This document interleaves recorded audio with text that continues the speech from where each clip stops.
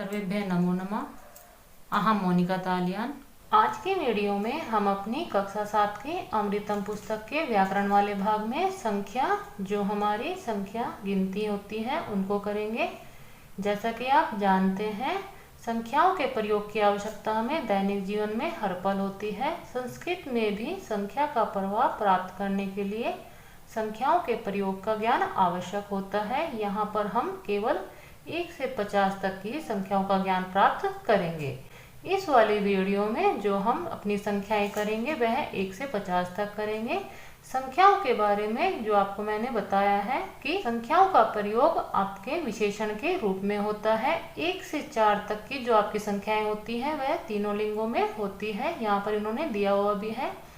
1 का जो पुल्लिंग में रूप बनेगा एकहा, स्त्रीलिंग में एका, नपुंसकलिंग में एकम, लेकिन तीनों का अर्थ ही एक होगा। 2 के लिए जो संस्कृत की संख्याओं में रूप बनेगा, द्वौ पुल्लिंग में, द्वे स्त्रीलिंग में, द्वे ही आपका नपुंसकलिंग में होता है। 3 के लिए त्रिया पुल्लिंग में, त्रियस्त स्त्रीलिंग में, त्रीणी नपुंसकलिंग में। 4 के लिए चत्वारः पुल्लिंग में, चतस्र स्त्रीलिंग में, चत्वारि नपुंसकलिंग में। कहने का अर्थ है कि 1 से 4 तक की जो आपकी संख्याएं होंगी वह तीनों ही लिंगों में अलग अलग होती है। उसके बाद जो आपकी संख्याएं होंगी, 5 के लिए पंच पुल्लिंग, पंच स्त्रीलिंग, पंच नपुंसकलिंग। आपका उससे जो आगे की संख्याएं होंगी वह तीनों ही लिंगों में एक समान होगी। नोट यहाँ पर बताया गया है, 5 से 19 तक सभी संख्याओं का केवल एक रूप नपुंसकलिंग ही होता है। यहाँ पर जो आपको बताया गया है कि 5 से लेकर 19 तक की संख्याएं आपकी केवल नपुंसकलिंग में ही होती हैं। आपकी जो सामान्य संख्याएं प्रयोग होती हैं वह पुल्लिंग या नपुंसकलिंग में ही प्रयोग होती है। स्त्रीलिंग की संख्याओं का प्रयोग हम तभी करते हैं जब विशेष रूप से स्त्रीलिंग वाले शब्द आपको दिखाई दे रहे हों। सामान्य रूप से आप नपुंसकलिंग या पुल्लिंग वाली संख्याओं का प्रयोग ही करते हैं। यहाँ पर आपकी संख्याएं दी हुई है, आप इनको देख लीजिए। षट, सप्त, अष्ट, नव, 10, एकादश, द्वादश, त्रयोदश, चतुर्दश, पंचदश, षोडश, सप्तदश, अष्टादश, नवदश। नवदश को एकोनविंशति भी बोलते हैं। विंशतिः, एकविंशतिः, द्वाविंशतिः, त्रयोविंशतिः, चतुर्विंशतिः, पंचविंशतिः, षड्विंशतिः, सप्तविंशतिः, अष्टाविंशतिः, नवविंशतिः। नवविंशति को एकोनत्रिंशत् भी कहा जाता है। त्रिंशत्, एकत्रिंशत्, द्वात्रिंशत्, त्रयस्त्रिंशत्, चतुस्त्रिंशत्, पंचत्रिंशत्, षट्त्रिंशत्, सप्तत्रिंशत्, अष्टात्रिंशत्, नवत्रिंशत्। नवत्रिंशत् को एकोनचत्वारिंशत् भी कहा जाता है। चत्वारिंशत्, एकचत्वारिंशत्, द्विचत्वारिंशत्, त्रिचत्वारिंशत्, चतुश्चत्वारिंशत्, पंचचत्वारिंशत्, षट्चत्वारिंशत्, सप्तचत्वारिंशत्, अष्टचत्वारिंशत्, नवचत्वारिंशत्, 50। इस प्रकार आपकी यहाँ पर 1 से 50 तक की संख्याओं का ज्ञान कराया गया है। इससे जो आपकी आगे संख्याएं हैं वह मैं आपकी अलग बुक से आपको आगे की संख्याएं किसी अन्य वीडियो में करा दूंगी। आप अपनी इन संख्याओं से कुछ विशेष संख्याओं को विशेष रूप से याद रखेंगे, जैसे षोडश, यह आपकी बिल्कुल अलग ही संख्या है। इसी प्रकार आपका त्रयोविंशतिः, त्रियस्त्रिंशत्, त्रिचत्वारिंशत् और आपका त्रयोदश, यह आपकी 3 संख्याओं वाले जो संख्याएं हैं इन पर आप विशेष ध्यान रखेंगे। और इसी प्रकार आपका चतुस्त्रिंशत्, चतुर्विंशतिः, चतुर्दश और चतुश्चत्वारिंशत्, इन पर भी आप विशेष ध्यान रखिए। इनमें कुछ भिन्नता आपकी है, शेष संख्याएं आपकी एक समान ही होती है। लेकिन आपके द्विचत्वारिंशत्, यह भी आपकी कुछ भिन्न संख्या है। इससे पहले आप देखेंगे द्वा, द्वा और द्वा, इनका प्रयोग हुआ है, लेकिन आपकी जो 42 संख्या है इसमें द्वि का प्रयोग हुआ है। तो आप अपनी इन संख्याओं को आसानी से समझने के लिए जो संख्याएं कुछ भिन्न प्रकार से लिखी हुई हैं उन पर विशेष रूप से ध्यान रखेंगे। शेष जो आपकी संख्याएं हैं वह आप बहुत आसानी से याद कर सकते हैं। अभ्यासः, अभ्यास कार्य कर लीजिए। प्रश्न संख्या 1 है संख्या संस्कृतेन लिखत, संख्याओं को संस्कृत में लिखिए। यहाँ पर जो इन्होंने संख्या नंबर के रूप में दी हुई है उनको आपको संस्कृत में लिखना है। जैसे 11 के लिए एकादश, 7 के लिए सप्त, 23 के लिए त्रयोविंशतिः, 28 के लिए अष्टाविंशतिः। यहाँ पर आप विसर्ग भी लगा लीजिए क्योंकि जो भी आपकी इकारांत वाली संख्या है उसमें विसर्ग जरूर लगते हैं।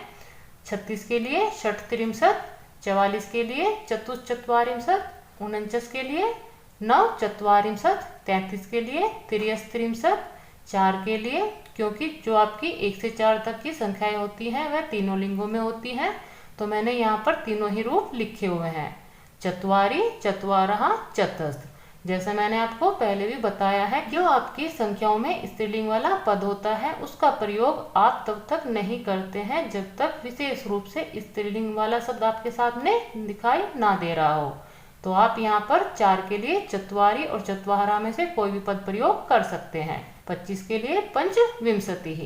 इस प्रकार आप अपनी संख्याओं को बहुत आसानी से कर सकते हैं। प्रश्न संख्या 2 है शुद्धेन संख्यावाचक विशेषणेन पूरयत, शुद्ध संख्यावाचक विशेषण से भरिए। मैंने आपको बताया है कि जो आपकी संख्याएं होती हैं वे विशेषण के रूप में प्रयोग होती हैं तो आप अपने विशेष्य के अनुसार ही अपनी संख्याओं का प्रयोग करेंगे। जैसे यहाँ पर आपका छात्रा लिखा हुआ है, छात्रा जो आपका पद है यह स्त्रीलिंग का पद है तो आप अपनी संख्याओं से स्त्रीलिंग वाला पद लेंगे जो है एका। खगः, खगः जो आपका पद है वह पुल्लिंग का पद है, प्रथम विभक्ति बहुवचन का। आप इन सभी पदों से पुल्लिंग वाला पद लेंगे जो है चत्वारः। पुष्पे, पुष्पे आपका नपुंसकलिंग द्विवचन का पद है तो आप अपनी इन संख्याओं से द्विवचन का नपुंसकलिंग वाला पद लेंगे जो है द्वे। फलानी, फलानी आपका नपुंसकलिंग का पद है बहुवचन का तो आप अपनी इन संख्याओं से बहुवचन में नपुंसकलिंग का पद लेंगे जो है त्रीणि।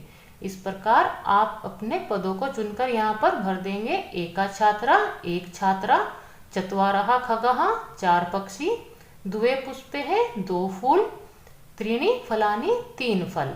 यहाँ पर जो आपका पद है वानरः, यह आपका पुल्लिंग बहुवचन का पद है तो आप अपनी संख्याओं से पुल्लिंग वाला पद लेंगे जो है त्रिय। वनम जो आपका पद है यह आपका नपुंसकलिंग का पद है तो आप अपनी संख्याओं से नपुंसकलिंग वाला पद लेंगे जो है एकम। कृषकौ, यह आपका पुल्लिंग द्विवचन का पद है तो आप अपनी संख्याओं से पुल्लिंग द्विवचन वाला पद लेंगे जो है द्वौ। शिक्षके, जो आपका पद है यह स्त्रीलिंग का द्विवचन का पद है तो आप अपनी संख्याओं से स्त्रीलिंग द्विवचन वाली संख्या लेंगे जो है द्वे।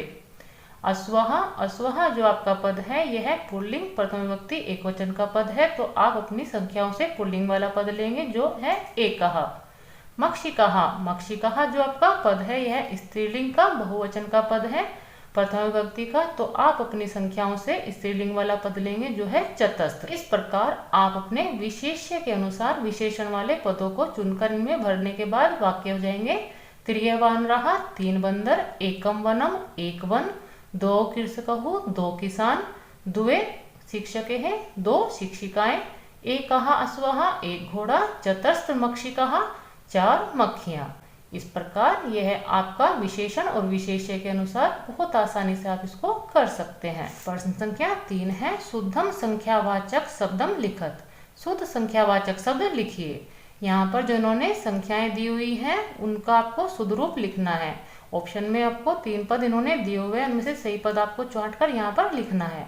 19 के लिए नवदश, 24 के लिए चतुर्विंशतिः, 8 के लिए अष्ट, 13 के लिए त्रयोदश, 45 के लिए पंचचत्वारिंशत्, 33 के लिए त्रियस्त्रिंशत्, 50 के लिए पंचाशत्, 48 के लिए अष्टचत्वारिंशत्। इस प्रकार आप ये कार्य कर लीजिए। इसके बाद जो आपका अव्ययानी वाले पद हैं इसकी वीडियो मैं आपको पहले ही बना चुकी हूँ तो आप अपनी संख्याओं वाले भाग को याद करने के बाद अपनी संख्याओं को बहुत आसानी से प्रयोग कर सकते हैं और इनको याद करने के बाद आप आसानी से इनको पूर्ण कर सकते हैं। मिलते हैं किसी अन्य व्याकरण वाले भाग के साथ। सर्वेभ्यः नमो नमः।